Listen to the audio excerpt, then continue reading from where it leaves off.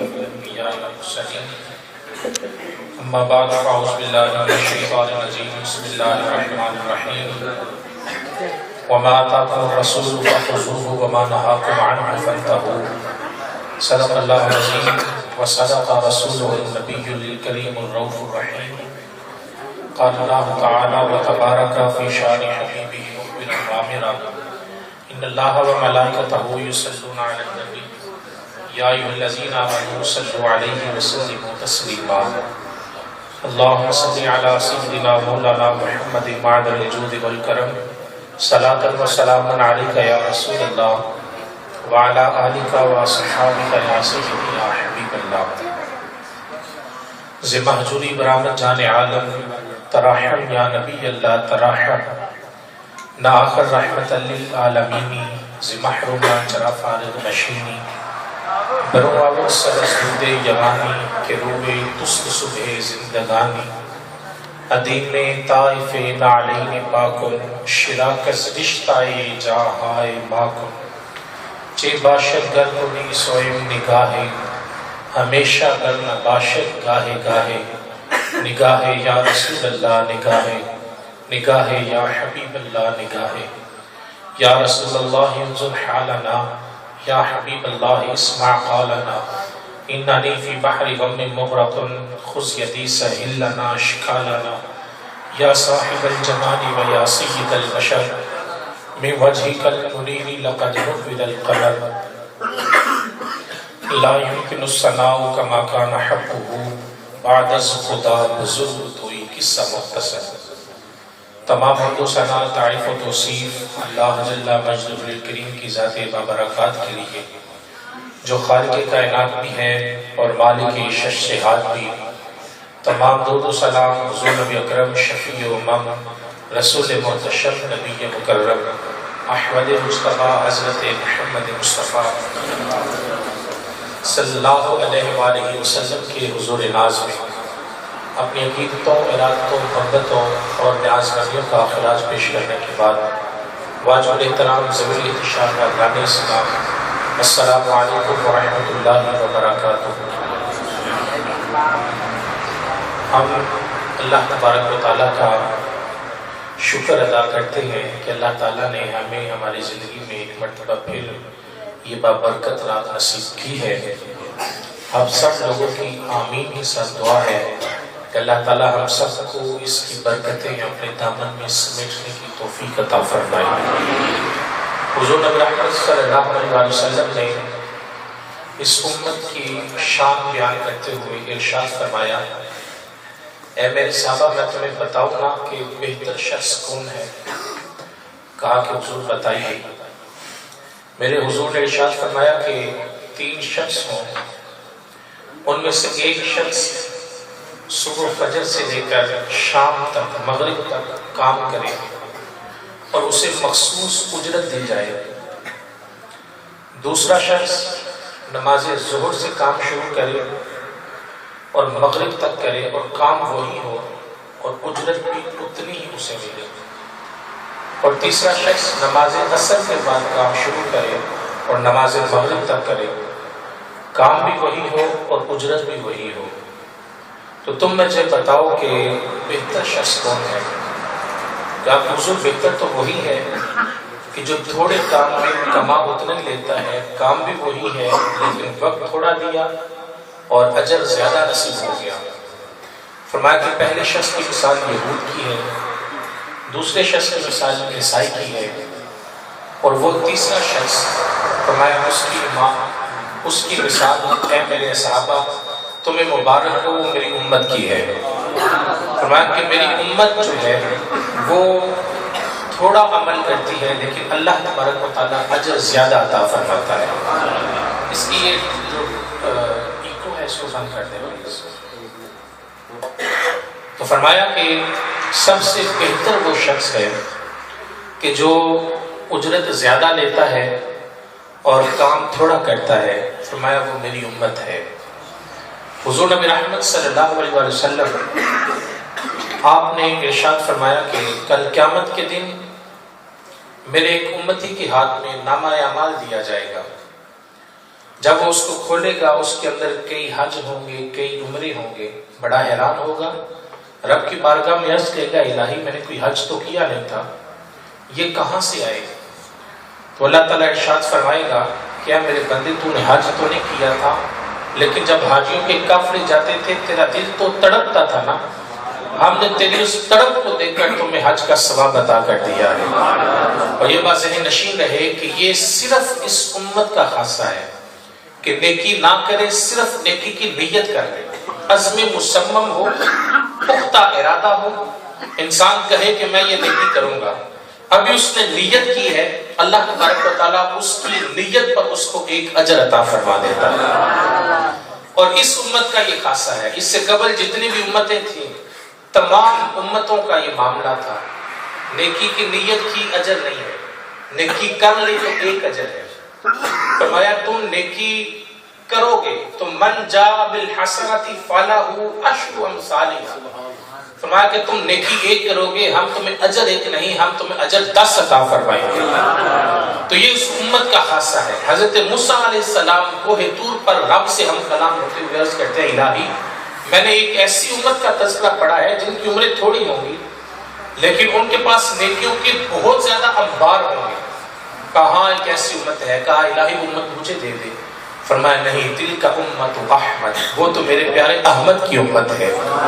تو تمہیں مبارک ہو کہ اللہ تبارک و تعالیٰ نے ہمیں ایسی راتیں عطا فرمائی ہیں کہ جن راتوں میں ہم جب رب کی بارگاہ میں سجدہ ریز ہوتے ہیں تو وہ ضربوں اور تقسیموں کے ساتھ اللہ تعالیٰ ہمیں عطا فرماتا ہے۔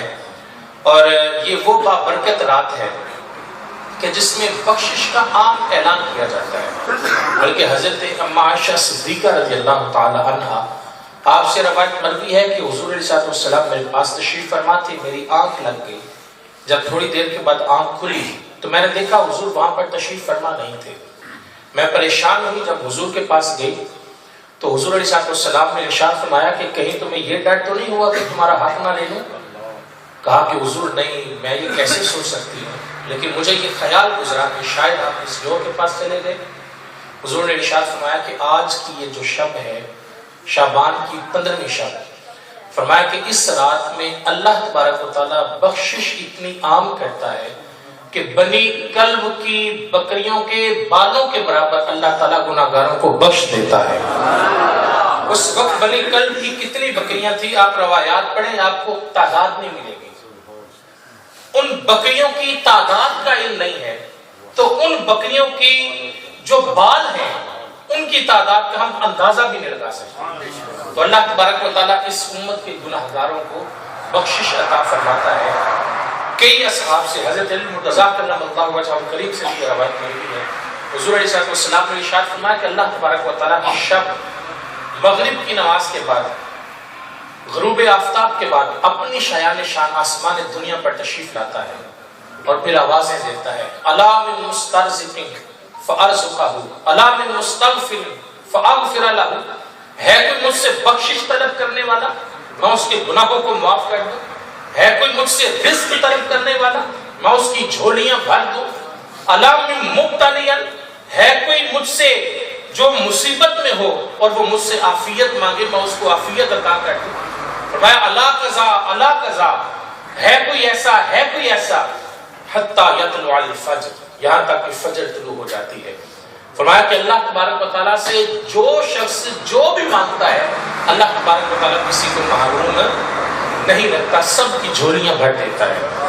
لیکن حدیث میں ملتا ہے، حضور سے پوچھا گیا، کہا حضور کوئی ایسا شخص بھی ہے کہ جو اس بابرکت رات کہ جس رات میں معافی دینے والا آواز دے رہا ہے کہ مجھ سے معافی مانگ لو، رزق دینے والا خود کہہ رہا ہے مجھ سے رزق طلب کر لو، مصیبت سے چھٹکارا دینے والا خود کہہ رہا ہے مجھ سے چھٹکارا مانگ لو، تو کہا کہ حضور کوئی ایسا شخص بھی ہے کہ جو اس بابرکت رات میں بھی محروم رہ جاتا ہے؟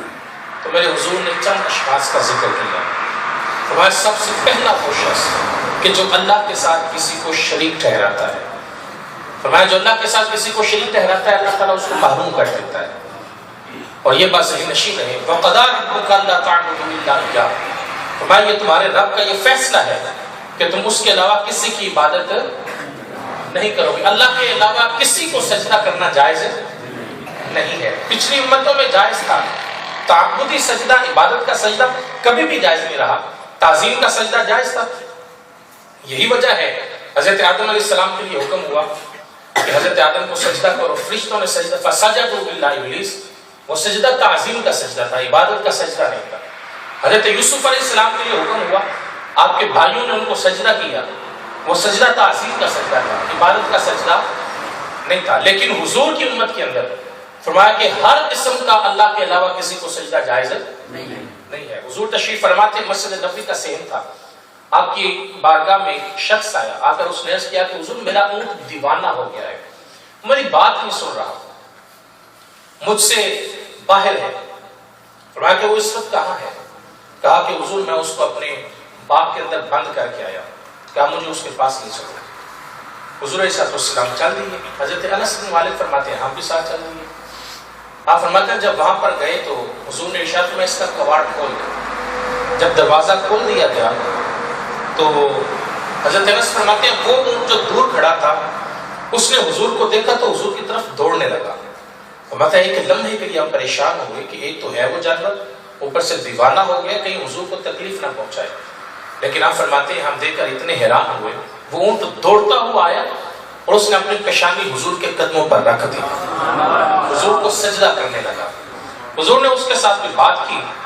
پھر اس کے مالک کو بلایا، بلا کر ارشاد فرمایا کہ یہ تمہاری شکایت کر رہا ہے، تم اس کو کھانا وقت پر نہیں دیتے اور اس پر بہت زیادہ ڈالتے ہو.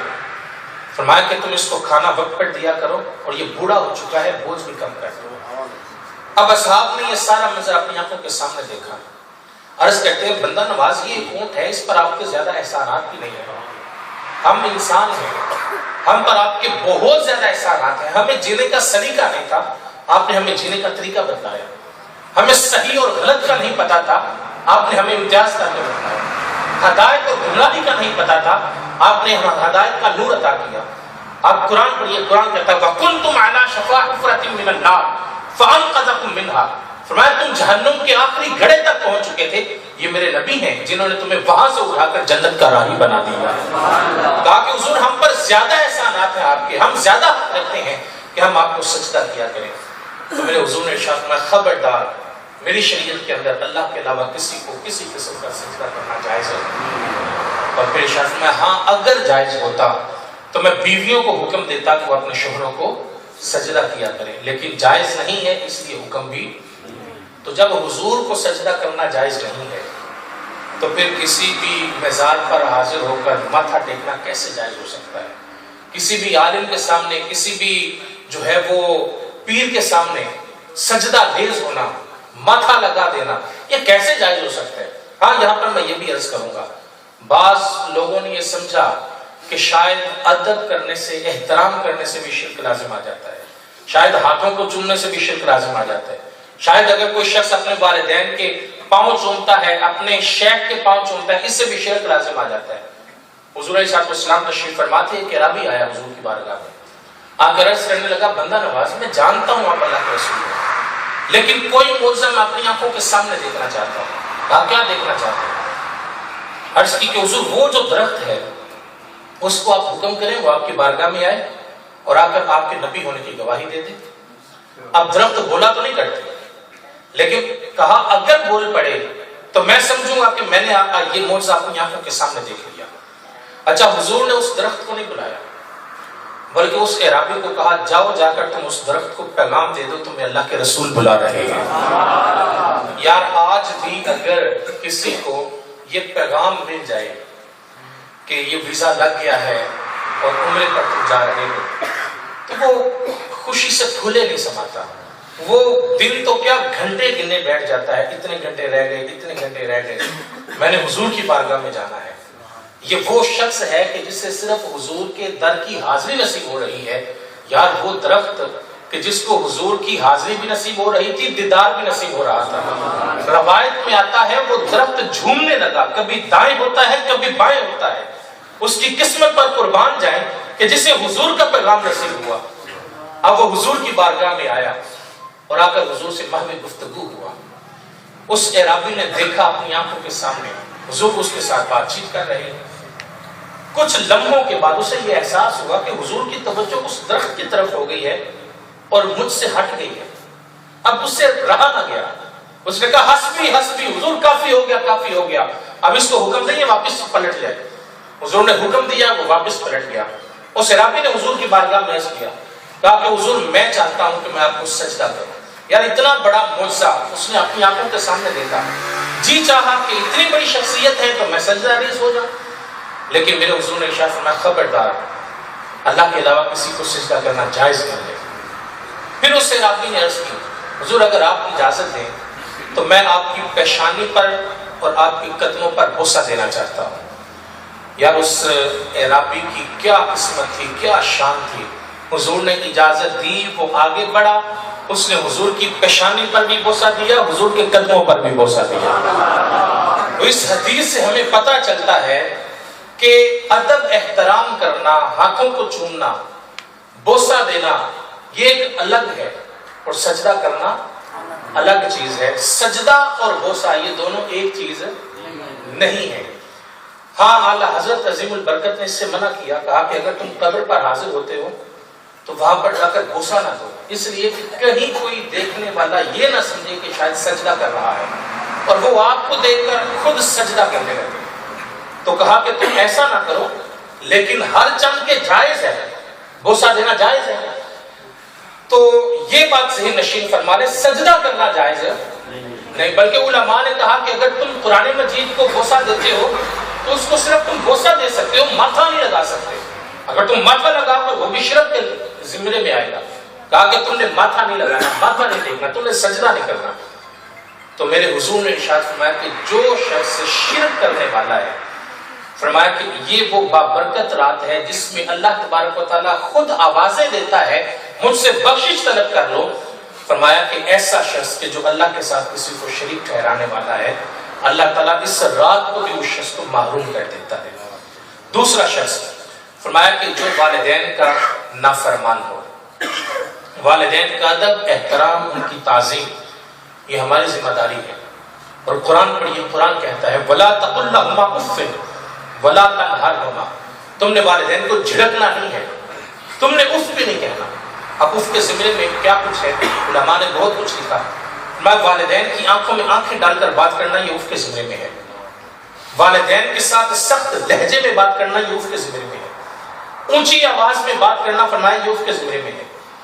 اگر تم والدین کی کسی جائز چیز کو نہیں مانتے, کوئی جائز حکم دیا اگر تم نہیں مانتے, کہا کہ یہ اف کے ذمہ میں ہے. یہاں تک کہ کہا کہ اگر تم والدین کے ساتھ چل رہے ہو, خود آگے چلتے ہو والدین پیچھے چلتے ہو, کہا یہ اف کے ذمہ میں ہے. تم بیٹھتے ہو خود اچھی مسند پر بیٹھ جاؤ, والدین کو نچلی مسند پر بٹھاؤ, کہا یہ اف کے ذمہ میں ہے. اور یہاں تک کہا کہ اگر والدین بوڑھے ہو جائیں, خود چل کر واش روم تک قضاء حاجت کے لیے نہ جا سکتے ہو, کہا کہ تم سہارا بنو. اور فرمایا کہ اگر دوران قضاء حاجت اس اٹھنے والی بدبو سے بچنے کے لیے تم اپنے ناک کے اوپر کپڑا رکھو گے, کہا یہ بھی اس کے ذمہ میں ہے. تم نے ایسا بھی نہیں کرنا, اس لیے کہ جب تم چھوٹے تھے تمہارا خیال رکھا انہوں نے, تم چلنا پھرنا نہیں جانتے تھے, تم صفائی ستھرائی کا خیال نہیں کر سکتے, یہ بے لوث محبتیں کرتے رہے. انہوں نے ایک ایک وقت ایک ایک لمحہ تمہیں دیا ہے اور ہر لمحہ اپنی آنکھوں کے سامنے تمہیں رکھا ہے. کہا کہ آج تمہارے بازوؤں میں زور آیا ہے اور یہ بوڑھے ہو چکے ہیں, کہا ہاں تم نے ان کی خدمت بھی کرنی ہے اور ماتھے پر شکل بھی نہیں آنی چاہیے. کہا ان کی خدمت کرو, ان کا ادب کرو, احترام کرو. اور یہ بات ذہن نشین رہے, جو شخص والدین کا نافرمان ہوتا ہے اللہ تبارک و تعالیٰ اس پر کبھی راضی نہیں ہو سکتا. اور جو والدین کا فرما بردار ہوتا ہے, والدین کی رضا میں میرے رسول نے ارشاد فرمایا کہ اللہ کی رضا ہوتی ہے.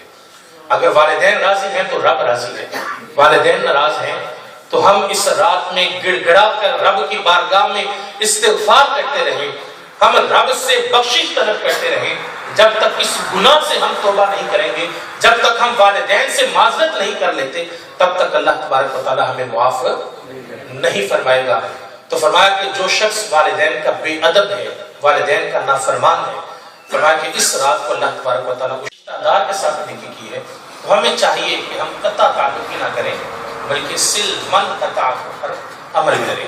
اسی طرح ایک شخص میرے حضور نے ارشاد فرمایا کہ جو شراب نوشی کرتا، جو نشے کا عادی ہے، حضور کا فرمان ہے کل مسکر خمر وکل خمر حرام، فرمایا ہر نشہ آور چیز شراب کے زمرے میں ہے، اور ہر قسم کی شراب کو اللہ تبارک و تعالیٰ نے حرام قرار دیا ہے۔ کوئی بھی نشہ، کوئی بھی ایسی چیز کہ جو عام انسان کو نشہ دیتی ہے وہ حرام قرار دی گئی۔ اور جو لوگ اس کے باوجود نشے کے عادی ہوتے ہیں، میرے حضور نے ارشاد فرمایا، ذرا سنیے، بڑا خوبصورت فرمان ہے۔ میرے حضور نے ارشاد فرمایا کہ جو لوگ اس دنیا میں رہ کر کے وہ نشے سے بچتے ہیں، اللہ تبارک و تعالیٰ کل قیامت کے دن ان کو شرابت طہور عطا فرمائے گا، اور فرمایا کہ اس دنیا میں رہ کر جو شخص جتنا نشہ کرتا ہوگا، کل قیامت کے دن اس شخص کو اتنی ہی مقدار میں جہنمیوں کی پیپ پلائی جائے گی، اور فرمایا وہ اتنی بدبودار ہوگی کہ اگر اس کا ایک قطرہ آج روئے زمین میں پھینک دیا جائے، فرمایا کہ جتنے جاندار ہیں اس کی بدبو کی وجہ سے ان کے دماغ پھٹ جائیں اور وہ زندہ نہ رہ پائیں، اور کہا وہ اتنا گرم ہوگا کہ جب ان کو پینے کے لیے مجبور کیا جائے گا وہ چہرے کے قریب کریں گے، اس کی حرارت اور تپش کی وجہ سے ان کے چہرے کی جلد پگھل کر اس کے اندر گر جائے گی، اور پھر بھی ان کو مجبور کیا جائے گا کہ وہ پئیں، اور کہا کہ وہ شخص کہ جو اس دنیا میں رہ کر شراب سے بچتا ہوگا، نشے سے بچتا ہوگا، فرمایا کل قیامت کے دن اس کو ایسی شراب دی جائے گی جو پاکیزہ ہوگی، اور جب وہ اس کا ایک گھونٹ لیں گے، اس ایک گھونٹ سے وہ دنیا کے تمام مزے بھول جائیں گے، اور وہ لطف سب سے بڑھ کر ہوگا۔ اور اس دنیا کا یہ قانون ہے، یہاں پر یہ فطرت ہے، اگر کوئی چیز مجھے بہت زیادہ پسند ہے، میں ایک گھونٹ لوں گا تو مجھے بڑا مزہ آئے گا، جب دوسرا گھونٹ لوں گا تو مزہ کم آئے گا، تیسرا لوں گا اس سے بھی کم آئے گا، یہاں تک کہ ایک یا دو گلاس پینے کے بعد میرے اندر طلب نہیں رہے گی اور وہ مزہ بھی نہیں رہے گا۔ لیکن فرمایا کہ کل قیامت کے دن ایسا نہیں ہوگا، جب اللہ تبارک و تعالیٰ وہ شرابت طہور عطا کرے گا تو پہلے گھونٹ سے دنیا کے تمام مزے بھول جائے گا، اور جب دوسرا گھونٹ لے گا تو وہ پہلے گھونٹ سے زیادہ لطف اندوز ہوگا، اور جب تیسرا گھونٹ لے گا وہ دوسرے سے بھی زیادہ لطف اندوز ہوگا۔ اور یہ اس شخص کی کہانی ہے کہ جس نے اس دنیا میں رہ کر کبھی کوئی نشہ آور چیز نہیں لی ہوگی۔ ہمیں چاہیے کہ ہم ان گناہوں سے بچتے رہیں۔ اسی طرح میرے حضور نے ارشاد فرمایا کہ جو زنا کا عادی ہے، زناکاری یہ بہت بڑا گناہ ہے۔ حضور نے ارشاد فرمایا کہ جب کوئی شخص یہ گناہ کرتا ہے تو اللہ تبارک و تعالیٰ کا عرش بھی کانپ اٹھتا ہے، اور ایک روایت میں آتا ہے کہ اللہ تبارک و تعالیٰ اس شخص کے دل سے ایمان کو چھین لیتا ہے کہ جو شخص زنا کرتا ہے۔ میرے حضور نے ایک روایت میں ارشاد فرمایا کہ جو شخص زنا کا عادی ہوتا ہے، فرمایا کہ کبھی نہ کبھی اس کے اوپر تنگ دستی کو مسلط ضرور کر دیا جاتا ہے، وہ شخص تنگ دست ہو جاتا ہے کہ جو زنا کا عادی ہوتا ہے۔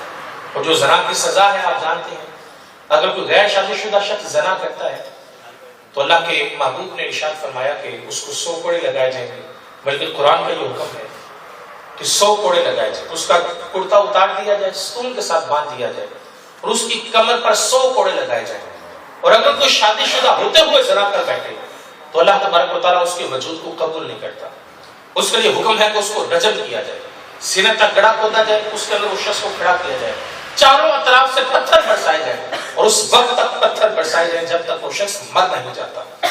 یہ اس شخص کی کہانی ہے کہ جس شخص کے گھر کے اندر پاکیزہ اور طاہر بیوی موجود ہو اور وہ باہر کو مارتا پھر رہا ہو۔ حضور علیہ السلام معراج کی شب آپ جب تشریف لے گئے نا، جنت کا اور دوزخ کا آپ نے مشاہدہ فرمایا، تو آپ نے دیکھا کہ ایک ایسا شخص ہے کہ جس کے سامنے بڑا بھنا ہوا خوشبودار اچھا گوشت پڑا ہوا ہے، اور دوسری طرف گلا سڑا اور بدبودار گوشت ہے، تو وہ خوشبودار اچھا بھنا ہوا گوشت چھوڑ کر وہ بدبودار اور گلے سڑے کی طرف ہاتھ بڑھا رہا ہے، اور وہ اس کو کھانے کی کوشش کر رہا ہے۔ تو حضرت جبریل سے پوچھا، جبریل یہ کیا ماجرا ہے؟ کہا کہ حضور یہ اس شخص کی کیفیت کا اظہار ہے کہ جس کے گھر کے اندر پاکیزہ بیوی موجود ہوتی ہے، اور وہ باہر منہ مارتا پھر رہا ہے۔ آج اگر ان گناہوں میں کوئی گناہ ہماری زندگی کے اندر شامل ہے تو آج کی اس شب میں خدا را سب سے پہلے اس گناہ سے توبہ کریں، اور توبۃ نصوحا ہونی چاہیے۔ میرے رب کا فرمانا ہے یا ایھا الذین آمنوا توبوا الی اللہ توبۃ نصوحا، فرمایا کہ اللہ کی بارگاہ میں توبہ کرو، توبۃ نصوحا کرو۔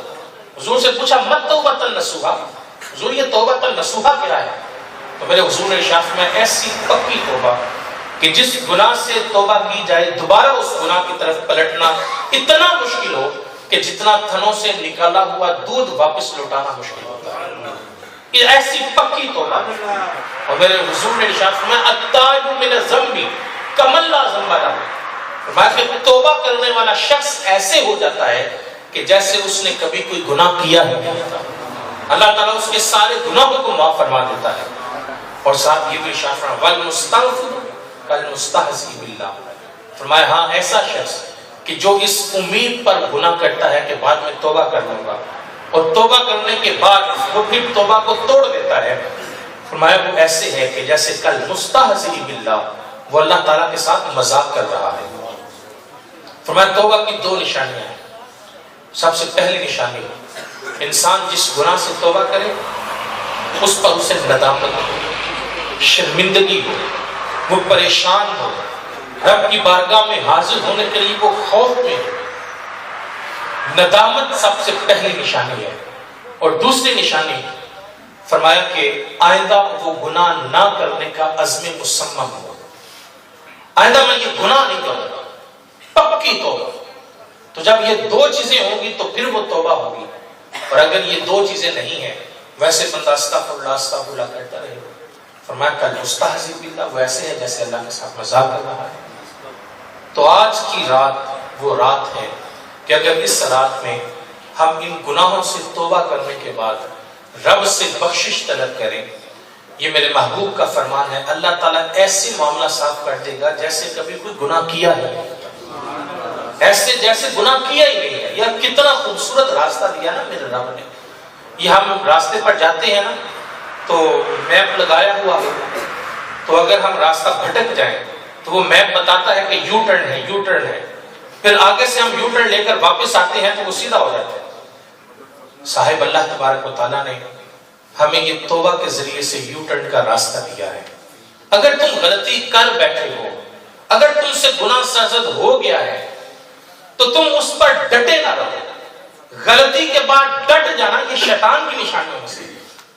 غلطی ہو گئی ہے، رب کی بارگاہ میں آ جاؤ، کہا توبہ کرو، آئندہ وہ گناہ نہیں کروں گا، سارے گناہوں کو معاف کر دوں گا۔